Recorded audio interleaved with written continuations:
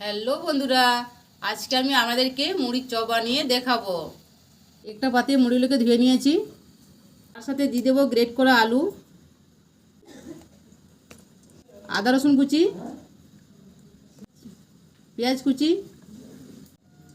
2 চামচের মতো সবজি মশলা দিয়ে দেবো,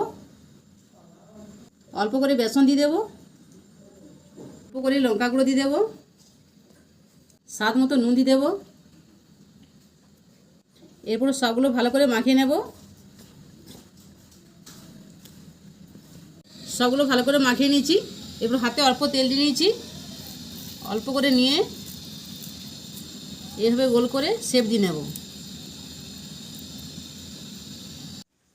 সব মুড়ির চপগুলো এভাবে শেপ দিয়ে নিয়েছি। এদিকে কড়াইয়ের তেল গরম হয়ে গেছে, একে একে ভেজে নেব। দেখুন বন্ধুরা, চপগুলো লাল লাল করে ভেজে নিয়েছি, এরপর তুলে নেব।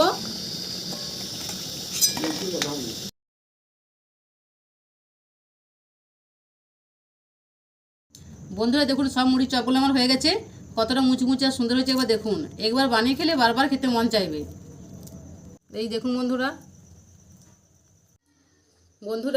আমার ভিডিও যদি আপনাদের ভালো লেগে থাকে তাহলে অবশ্যই লাইক কমেন্ট শেয়ার করে পাশে থাকবেন।